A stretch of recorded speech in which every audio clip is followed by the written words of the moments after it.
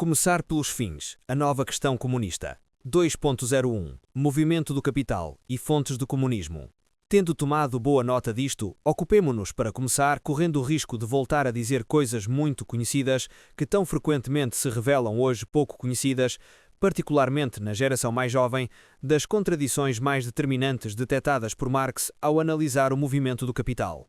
O seu desvendar resulta de dois conjuntos de considerações, sobre o processo de produção, livro 1 do Capital, e depois sobre o processo do conjunto da economia capitalista em desenvolvimento, livro 2. A contradição central do processo de produção é por ele formulada nos termos daquilo que designa por Lei Geral de Acumulação Capitalista, onde o capital domina, a acumulação de riqueza num dos polos da sociedade tem como reverso da medalha a inexorável acumulação no outro polo de sofrimento material e moral, tanto no trabalho como fora dele, indo até à miséria, à escravidão, ao atirar para o ferro velho, até à pior das degradações humanas do trabalhador. Confere livro 1, Edições Sociais, 1983, ou PUF 1993, páginas 724-25. O enunciar desta contradição coroa o esforço do livro 1 para desvendar o segredo da exploração capitalista, a extorsão de mais-valia, não sendo o salário de modo algum, para além das suas aparências, o preço do trabalho fornecido, mas bem pelo contrário, o preço de compra da força de trabalho no mercado com o mesmo nome, força de trabalho que, só ela entre todas as mercadorias, produz mais valor do que aquele que o seu custo representa. Esta exploração é, por sua vez, fonte de múltiplas outras contradições que periodicamente explodem em crises, nomeadamente entre o incessante crescimento da produção dos bens e a crónica insuficiência do poder de compra da classe trabalhadora. Mas a mais fundamental das contradições é que o capitalismo, que conserva teimosamente a propriedade dos meios de produção, a sua forma privada, sob a qual assenta toda a extorsão de mais-valia, imprime ele próprio à produção um caráter cada vez mais social, condição de qualquer desenvolvimento da produtividade, mas que toma obsoleta essa mesma forma privada. Assim, é o próprio movimento do capital que prepara involuntariamente a socialização desses meios, socialização pela qual se poderá pôr um fim quer à insuportável exploração de classe, quer à incoercível anarquia do mercado, dando lugar à racionalidade controlável de um plano. Aqui se enraiza a cultura revolucionária orientada para o socialismo, no sentido clássico do termo.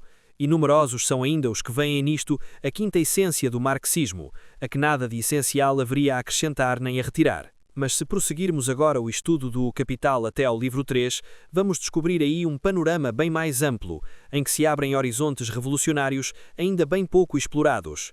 A contradição fundamental para que aqui converge a análise é a baixa tendencial da taxa de lucro, relação de grandeza entre o lucro obtido e capital avançado, que constitui a verdadeira força motriz do capitalismo. A disse O Capital, livro 3, tomo 1, Edições Sociais, 1957, página 271. A tendência forte para a baixa dessa taxa diz respeito à mais essencial das lógicas do capital. Este valoriza-se acumulando numa escala cada vez mais larga o trabalho passado na forma de meios de produção, trabalho morto maciçamente objetificado em capital fixo e em relação ao qual o lucro realizado sobre o trabalho vivo tende a ser, em proporção, continuamente decrescente. É, de qualquer ponto de vista, a mais importante lei da economia política moderna e a mais essencial para a compreensão das relações mais complexas. Manuscritos de 1857-58, ditos Grundrisse, Edições Sociais 1980, tomo 2, página 236. Esta lei confessa a sua função histórica profunda e, por essência, transitória. Garantir o aumento ilimitado da produtividade sob uma forma em que o morto esmaga o vivo, o que, contraditoriamente, impõe a este aumento severos e absurdos limites. Simultaneamente, esclarecem-se os seus violentos esforços para combater em todos os sentidos a baixa da taxa de lucro, antes do mais, pela insaciável exploração dos assalariados, mas também, entre outros, pela desvalorização maciça dos capitais, fonte de gigantescos desperdícios, pela agressiva expansão internacional, criadora de um mercado mundial, pela apropriação tecnológica dos formidáveis poderes da ciência, que eleva a produtividade a cumes sem precedentes, mas desencadeando contradições, também elas sem precedentes. A Lei Geral de Acumulação Capitalista faz-nos apreender o funcionamento recorrente do sistema. A da baixa tendencial da taxa de lucro permite-nos compreender o desenvolvimento das suas estratégias e, ao fim e ao cabo, o do seu presente crise estrutural. mas por este meio acumulam-se novos pressupostos para a sua superação, em particular os da possível e necessária passagem a um modo de aumento da produtividade baseado ao contrário do precedente nas economias maciças em capital fixo, permitidas pela incorporação da ciência no aparelho produtivo, economias que permitem, por sua vez, financiar o mais ambicioso desenvolvimento das capacidades de todos os indivíduos, inversão da tendência histórica que nos fará desembocar ao mesmo tempo numa eficácia económica e numa promoção humana sem iguais. E isto impõe uma conclusão primordial.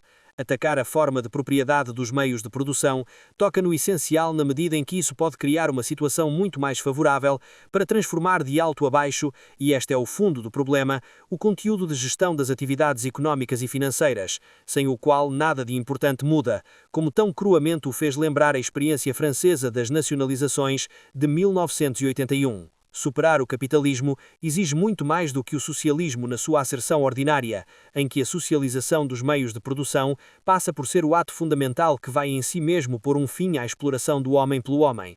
Na realidade, para tal, é necessária nada menos do que uma transformação comunista, em que entram em revolução muitas outras relações essenciais e tendências históricas da sociedade de classes, e não simplesmente nas suas formas, mas nos seus conteúdos, e que podemos, no limite, resumir nesta modificação cardeal: atribuir, enfim, ao desenvolvimento dos homens predomínio sobre a produção dos bens. Será que uma frase como esta é suscetível de fazer a análise económica retroceder para as brumas de um humanismo filosofante?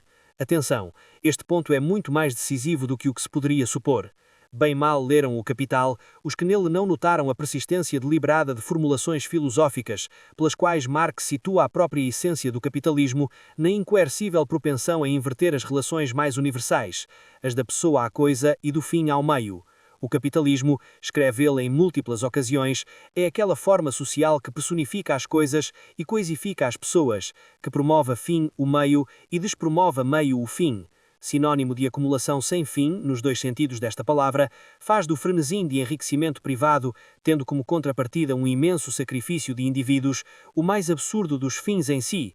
Eis aqui, em última análise, e por muito definitivo que o pareça seu triunfo, a razão antropológica ultra-profunda que interdita qualquer perenidade histórica a este modo de organização social, ou mesmo até à própria humanidade, caso esta deva não conseguir desembaraçar-se dele.